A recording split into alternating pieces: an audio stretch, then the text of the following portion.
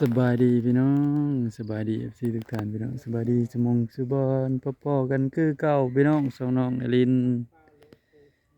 ว้ายพวกเลิกงานเนาะหลังจากเลิกงานพี่น้องเลยหลังจากเลิกงานก็ขึ้นหาพักผ่อนพี่น้อง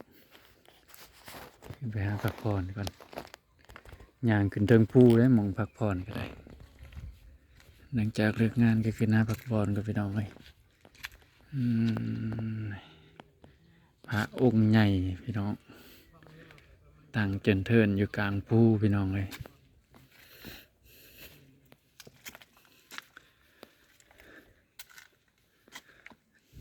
อันนี้คือสิ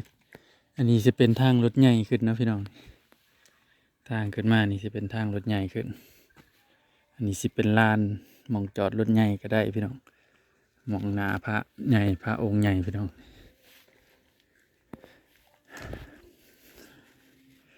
อันนี้ทางคนย่างพี่น้อง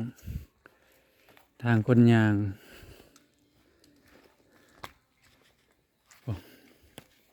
ทางคนย่างนี่สิเป็นสองข้างนี่สิเป็นพญานาคยาวเลยพี่น้องจนหอดตีนภูหนาวัดไปแล้วพี่น้องบรรยากาศยามแรงๆพี่น้องเลยกล่องเขาคือว่าแจ้งแท้นี่มืดก็คืออยู่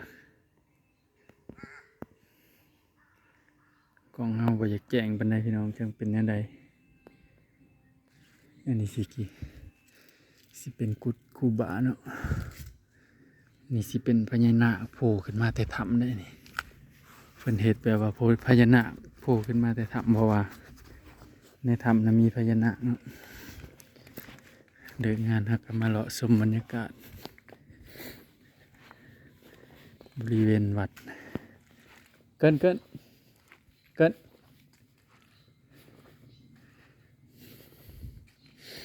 ลาดเกวียนนี้ยังมีอยู่ได้พี่น้องยังมีเกวียนอยู่ได้สมัยตะกี้เนาะเพิ่นยังรักษาไว้ได้อยู่ได้เกวียนพี่น้องนี่เอาอันนี้ตอกไว้พี่น้องนี่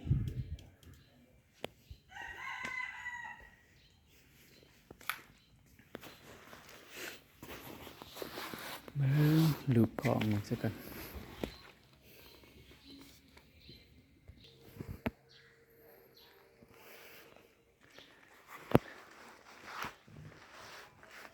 บรรยากาศยามแรงๆพี่น้องเลิกแต่งานมาชมบรรยากาศยามแรงๆเอาก็ขึ้นอันนะเล็กได้สองครั้งนะพี่น้อง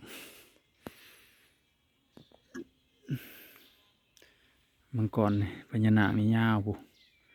โค้งปุ๊โค้งไปปุ๊โค้งลงปุ๊ประตูโค้งปุ๊พี่น้องหน้าประตูโค้งเลยปุ๊ความโค้งพี่น้องจักขันบ่ได้เลยบ่ได้ลองนับบ่ได้ย่างขึ้นลองเบิ่งเนาะพี่น้องอันนี้เฮาย่างลัดขึ้นมานี่เนาะย่างลัดขึ้นมา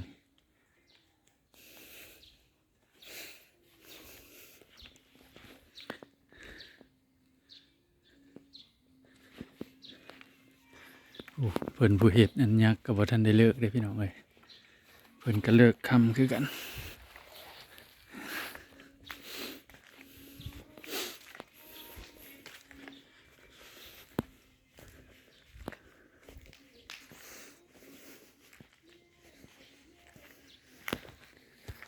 อันนี้รูปปั้นพระเจ้าอหย่างแหละเจ้าอหย่างแหละบ่เจ็กชื่อเพิ่น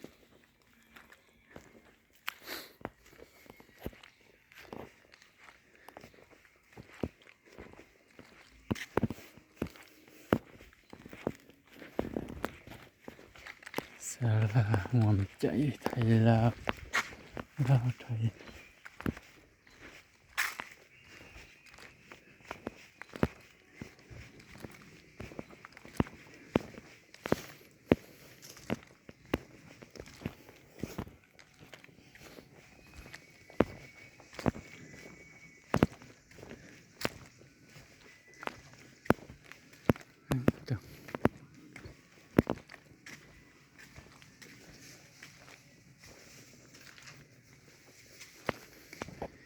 ผื่อย่างเหาะ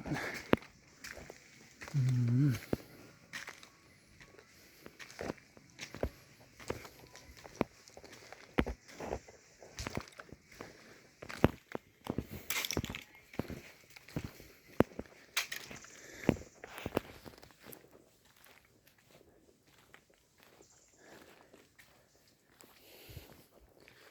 รถใหญ่ขึ้นมาฮอดพี่ได้เสื้อได้พี่น้องเลย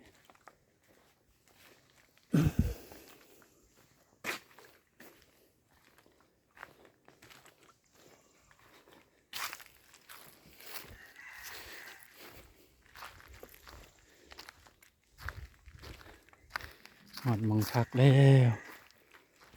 ตัวเผื่อย่างมาฮอดหมองพัก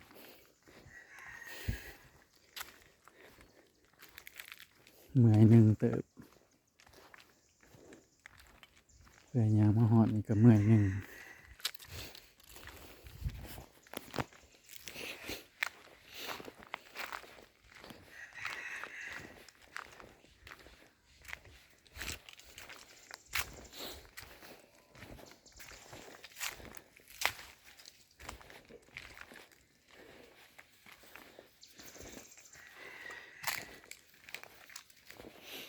รวยรุงรวยดึงดังอันนี้นะกุดหมองเฮานอนนะพี่น้องเนาะกุดแปดเหลี่ยมเพิ่นเอิ้นกุดแปดเหลี่ยมพี่น้องนี่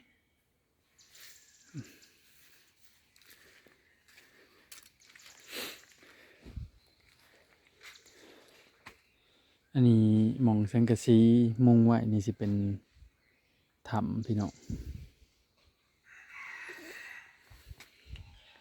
สิเป็นหูถ้ำเนาะถ้ำสิมาแต่พุ่นแล้วก็ถ้ำมาแต่พุ่นมันก็รอดมานี่สอดนี่สอดนี่สอดออกพูดให้พี่น้องพูดออกพูดนะฮะก็มีถ้ำนะหูถ้ำตะกี้ก็ว่ามีงูใหญ่เนาะตะกี้มีงูใหญ่ว่าซั่นนี่ถ้ำนี่แต่ว่าเดี๋ยวนี้ก็มันหลายมันถ้ำมันสอดหลายโอ้สอดทั้งผู้ก็มีพี่น้อง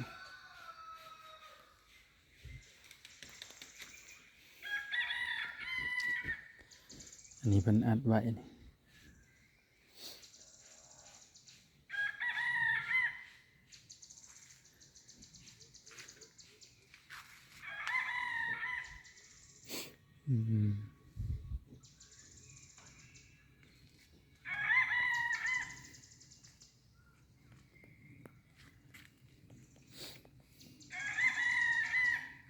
รอบแรกนี้คือสิบ่ได้หดต้นไม้แล้วพี่น้องเอ้ยย่างขึ้นมาก็เมื่อยเลยถ้าหดรอบเช้าเนาะ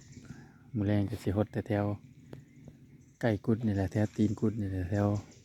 เทิงภูพุ่นน่ะเด้อเป็นรอบเช้าก็เราดอดไปไล่กันปุ๊ไล่กันไปไล่กันโอ้ก็เราดอดไล่ฮอดเธอลงขี้ดิน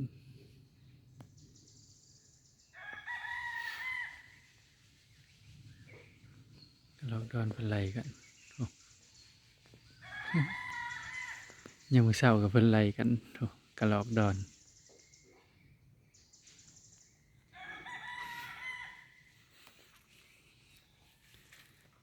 สัตว์หายากพี่น้องอันนี้กะลอกดอนก็เล่นกันยังบ่ค่อยเห็นเลยพี่น้อง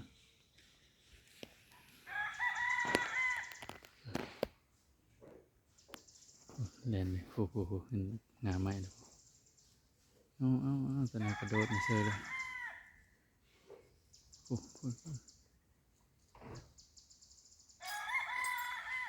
กะลอกดอน